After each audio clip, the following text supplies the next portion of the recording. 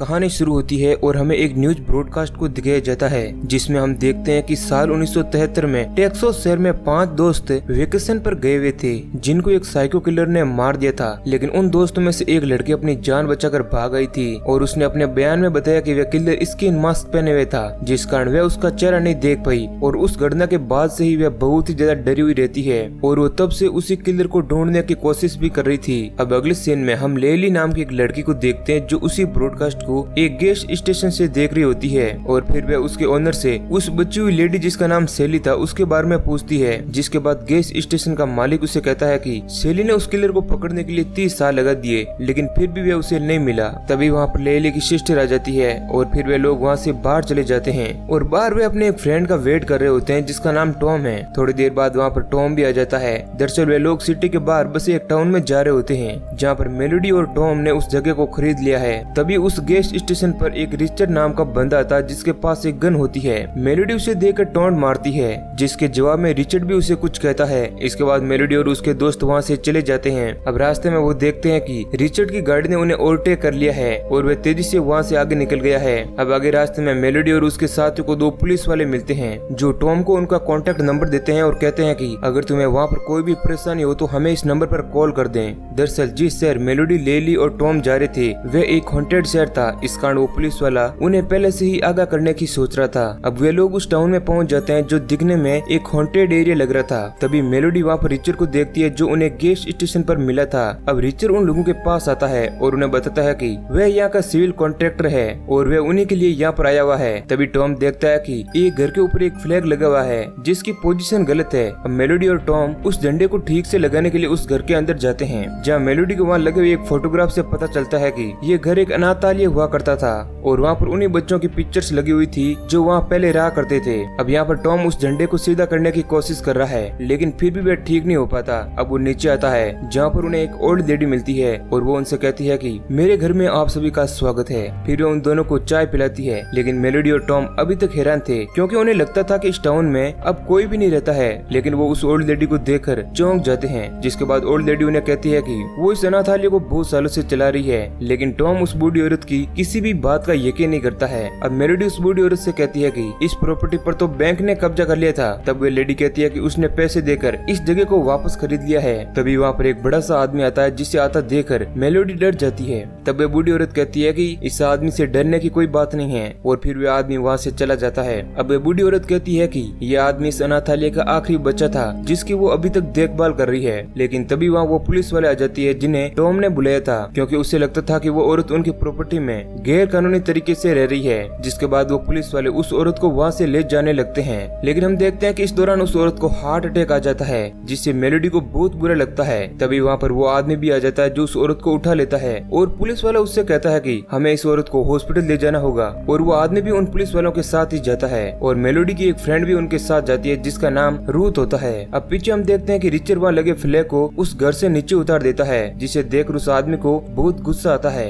अब उस टाउन में मेलोडी और टॉम के इन्वेस्टिगेटर भी आते हैं जिन्हें वो लोग टाउन दिखाने लगते हैं। वहीं एक और हम उस लेडी को देखते हैं जो रास्ते में ही दम तोड़ देती है। अब वो आदमी उस लेडी को उठाने की कोशिश करता है और एक पुलिस वाला उसे समझाता है कि वो लेडी मर चुकी है। अब ये सुनते ही उस आदमी को बहुत गुस्सा आता है और वो उस पुलिस वाले का वह हाथ ही तोड़ देता है। और जब वो पुलिस वाला उसे गन से शूट करने की कोशिश करता है तो इस दौरान वो गन गाड़ी चला रहे पुलिस वाले को लग जाती है जिससे गाड़ी का एक्सीडेंट हो जाता है। तभी मेलोडी अपना मोबाइल चेक करती है तो उसे उसकी फ्रेंड रूथ का मैसेज आता है जिससे उसे पता चलता है कि वो लेडी मर चुकी है। मैसेज देखते ही मेलोडी घबरा जाती है और उसे लगता है कि उसकी मौत का इल्जाम उसी के ऊपर आएगा क्योंकि उसकी वजह से ही लेडी को हार्ट अटैक आया था। अब वो अपनी बहन लेली को सामान पे करने का कहती है और कहती है कि हम लोग वापस जा रहे हैं। लेकिन उनकी ये बात वो गैस स्टेशन का ओनर सुन लेता है। वहीं एक तरफ हम रूथ को देखते हैं जिससे होश आ जाता है और वो देखती है कि वो दोनों पुलिस वाले मारे जा चुके हैं और वो आदमी भी वहाँ से चला गया है। लेकिन जब वो गाड़ी के साइड मिरर में देखती है तो उसे वही आदमी फिर से नजर आता है जो उसकी मदर की फेस स्किन को निकाल रहा है। ये सब देख रूथ बहुत ही ज्यादा डर जाती है और वो गाड़ी में रखे वॉकी से किसी को कांटेक्ट करने की कोशिश करती है लेकिन उसे कोई भी जवाब नहीं मिलता है। लेकिन वो अपनी तरफ से सारी बात बता देती है जो उसने वहाँ पर देखी थी। वो कहती है कि वो आदमी उसकी माँ की स्किन को अपने फेस पर लगा रहा है। हम देखते हैं कि वॉकी टॉकी से यही सब बातें गैस स्टेशन का ओनर सुन रहा होता है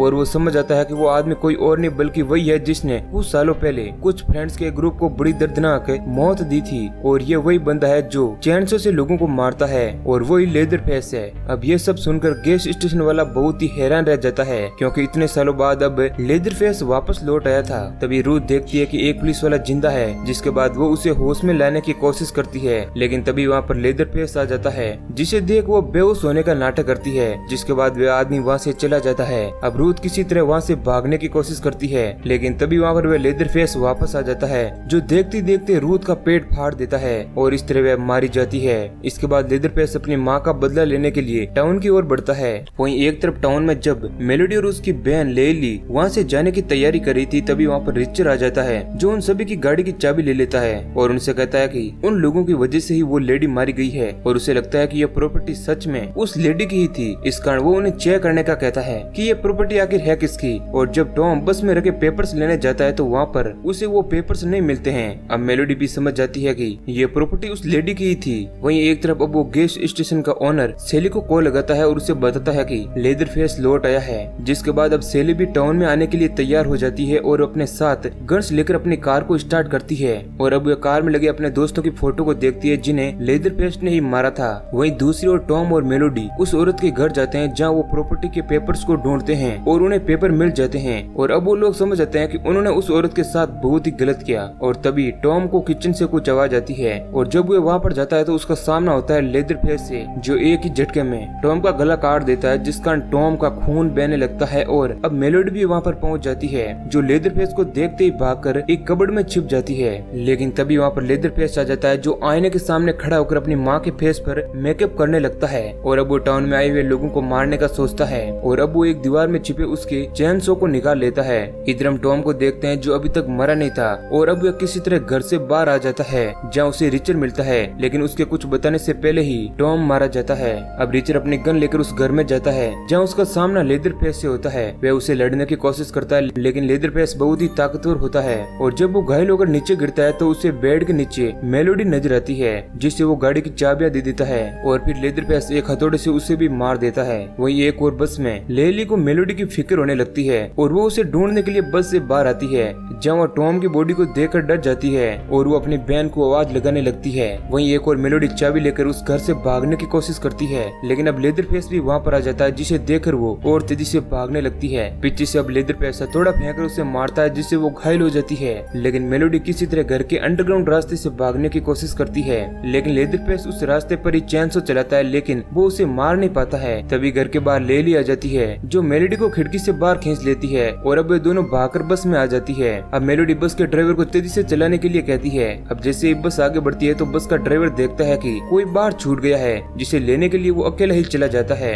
और थोड़ी देर बाद हम देखते हैं कि उस ड्राइवर का सर बस में आकर गिरता है। दरअसल जो आदमी बाहर था वह लेदरफेस ही था। अब लेदरफेस बस के अंदर आ जाता है और वह वहाँ पर मौजूद सभी लोगों को मारने लगता है और वह अपने चैनसो से सभी को बड़ी बेरहमी से मारता है। लेकिन लेली किसी तरह बस के ऊपर आ जाती है और मेलोडी बस में ही रह जाती है। अब लेदरफेस मेलोडी को मारने के लिए उसकी तरफ बढ़ता है, लेकिन लेली बस की छत से उसे ऊपर खींच लेती है और अब वे दोनों बस से उतरकर भागने लगती है। तभी वहाँ पर सेली आ जाती है, जहाँ मेलोडी उसे बताती है कि एक साइको ने उसके सारे दोस्तों को मार दिया है, जिसके बाद सेली उससे कहती है कि वह कोई साइको किलर नहीं, ये वही लेदरफेस है जो 50 साल बाद लौट आया है, जिसका इंतजार सेली भी कर रही थी। और अब सेली लेदरफेस को मारने के लिए उसके घर की तरफ बढ़ती है और जैसे ही वह उस घर में पहुंचती है तो उसे लेदरफेस मिल जाता है और वह लेदरफेस को याद दिलाती है कि 50 साल पहले जो लड़की उससे बचकर भाग निकली थी, यह वही लड़की है। लेकिन लेदरफेस उसकी कोई भी बात को नहीं सुनता है और वहाँ से लेली और मेलोडी को मारने के लिए निकल पड़ता है, जहाँ पर अब वह लेली और मेलोडी पर हमला करता है। लेकिन सेली वहाँ पर अपनी शॉर्ट गन लेकर आती है और उस पर फायर करने लगती है,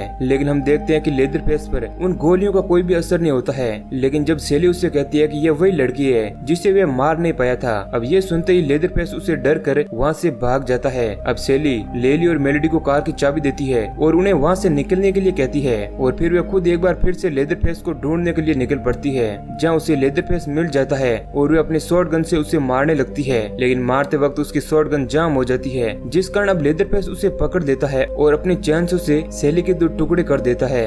इधर मेलोडी और लेली कार से भागने की कोशिश करती है, लेकिन तभी वहाँ पर लेदरफेस आ जाता है, जो अपने चैनसो को उस कार की तरफ फेंकता है, जिस कारण कार के आगे का शीशा टूट जाता है। अब मेलोडी और लेली कार को तेजी से भगाने लगती है, जिस कारण उस कार का एक्सीडेंट हो जाता है। अब यहाँ पर मेलोडी लेली को वहाँ से भागने के लिए कहती है और लेली भी उसकी बात को मान लेती है और वहाँ से भाग जाती है। इधर लेदरफेस मेलोडी के पास आता है जहाँ मेलोडी उससे उसकी माँ के साथ किए गए बर्ताव के लिए माफी मांगती है, लेकिन लेदरफेस पर उसका कोई भी फर्क नहीं पड़ता है और वो उसकी तरफ चैनसो लेकर उसे मारने के लिए आगे बढ़ता है। लेकिन तभी वहाँ पर लेली आ जाती है जिसके पास गन होती है, लेकिन उसे गन चलानी नहीं आती थी, इसी कारण वो उसे शूट नहीं कर पाती है। अब यहाँ लेदरफेस मेलोडी को छोड़ लेली के पीछे पड़ जाता है और वह उसे मारने के लिए भागता है, लेकिन रास्ते में सेली नजर आती है जो अभी तक मरी नहीं थी और वह अपनी शॉटगन से लेदरफेस पर अटैक करती है, जिस कारण लेदरफेस वहाँ से भाग जाता है। अब सेली लेली को अपनी शॉटगन देती है और उससे कहती है कि उसे ही लेदरफेस को मारना होगा। अब लेली भी अपनी शॉटगन लेकर लेदरफेस को ढूंढने के लिए निकल पड़ती है,